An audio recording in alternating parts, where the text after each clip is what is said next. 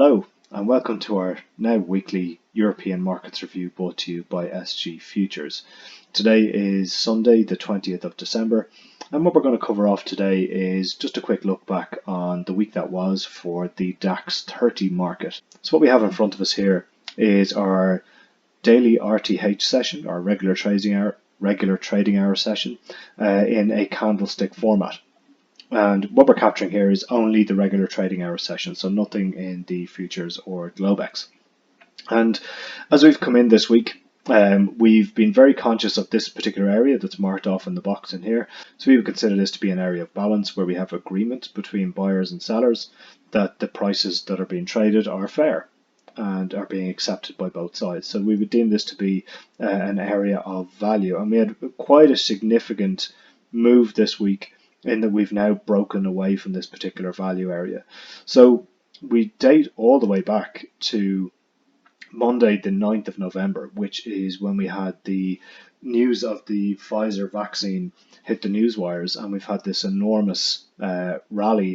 The news came out during the cash session in Europe, and we've had this enormous rally on that Monday.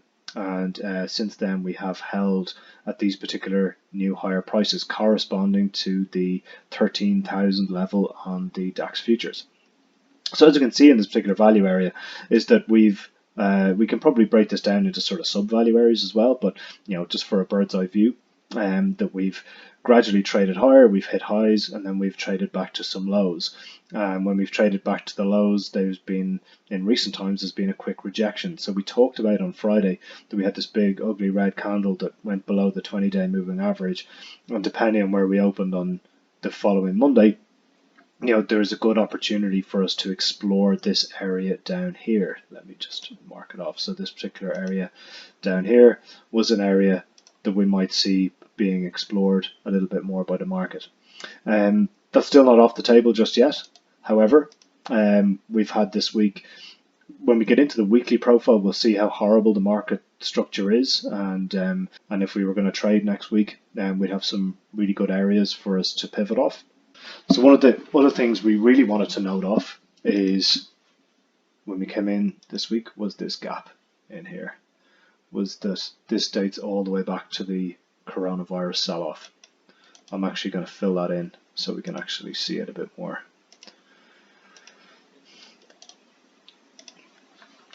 So that was a core area that we've mentioned in a previous video, was that we have this gap that's unfilled from all the way back to February the 21st of this year, which was a Friday, and the corresponding Monday, which was Monday the 24th. So we've had this huge gap. And we've only explored, and we've explored a good bit into it in previous days. So on the 3rd of September, and then in previous times we've come close to trading to this high, and we haven't got there.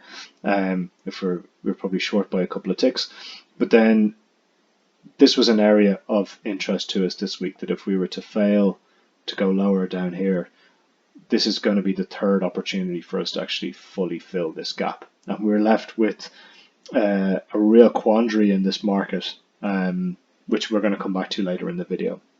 So coming in on Monday, when we've opened down around the low of the sub-value area in here, and we've had a little look below, and we've had a look above the 20-day moving average, and we've closed just below the 20-day moving average. Then on Tuesday, we've had a huge rally higher, which is strange considering the context of all of the deadlock around the Brexit trade agreements that have been kind of dripping into the newsfeed this week. We try not to pay too much attention to it, but it is there. And we closed, importantly, we closed at the highs and above the 20-day moving average. So that was quite a significant value break from a daily profile perspective, and it's something that really caused us to stand up and sort of take attention and pay attention to that. Then on Wednesday we had this gap higher, and we pushed right all the way through the gap. So the gap was properly closed. Now again, there is an issue with this, which we'll get into further along in the video, and we'll talk about it. But this was the closing of the gap from all the way back in February. So markets don't like gaps, and they will typically try and fill them and auction off these prices. So this was a real signal that we've now broken above this particular, not only this sub-value area, but the previous value area, which dated all the way back to November. So it was really, really significant. So then on Thursday, we've had some indecision following another gap higher. So we pretty much closed where we opened. We had a little look higher, didn't get near all-time highs. Had a look at some lows, didn't close the gap from Wednesday, and closed in around where we opened. And then on Friday, again another indecision, day of indecision, which gives us some real potential direction for next week. Is that we've had a look close to some all-time highs. Like we're talking 20 handles on the DAX, which isn't a huge amount, shy of all-time highs, and we failed up here, and we closed down below Thursday's range, and we came close to tagging Wednesday's high. So there's a lot going on in this particular market at the moment, and what we'll do now is we'll click into our weekly view of the profile, and you'll really get to see how horrible this particular structure is. So looking at the weekly market profile, so this one big TPO in here, I will mark it off with a rectangle. So that is our week that we've had on the DAX this week, and it is horrible market structure. So we have gaps all over the place.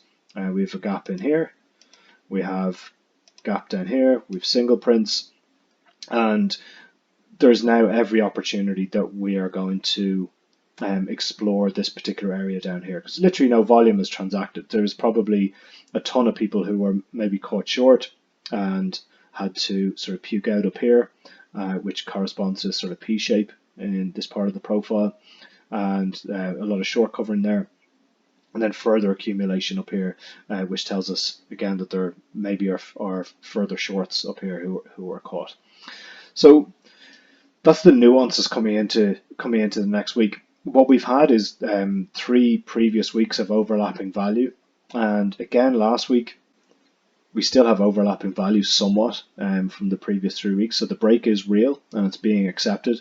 However, it's just such an enormous range from the low to the high. So I think we rallied roughly 700 handles between the high and the low. So that's we've moved very far very quickly, and there is every opportunity that the market comes back and has a look at this area in here again, maybe down to this particular low in here.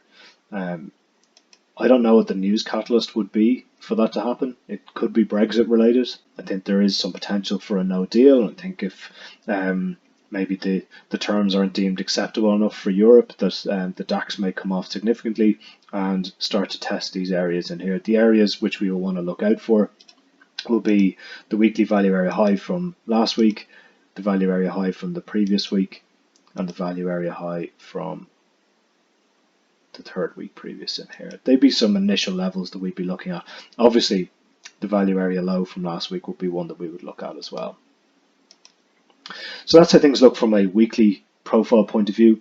When we get into the daily market profile, you'll really start to see what market profile actually starts to tell you, and the picture it starts to paint is that we talked about this sort of value area that dated all the way back to the beginning of November, and this is it.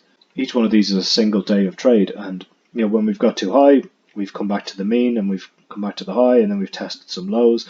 But this is a fully built out area of value, in that there is real acceptance between buyers and sellers between the highs and the lows here. So we've good access at the lows and good access at the highs, and that tells us when prices got too high that sellers stepped in, and when prices got too low, buyers stepped in. That's a really positive portion of value for us to look at in this market. It's a very significant area and should provide good support to this market unless there's significant change in the narrative.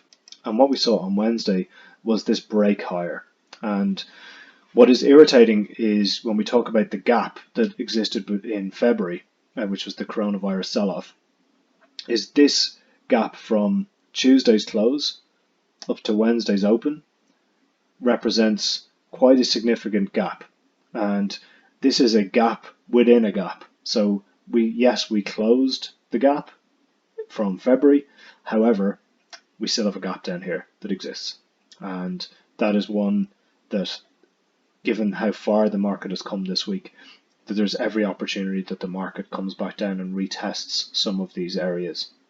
The level that we will look for will be in and around the highs of this particular value area, of this particular boxed out value area here. So we'll be looking at the 13,000, 13,450, 13,445, that sort of area should initially provide some support if prices trade down there, and then obviously the closing of the gap down here from Tuesday.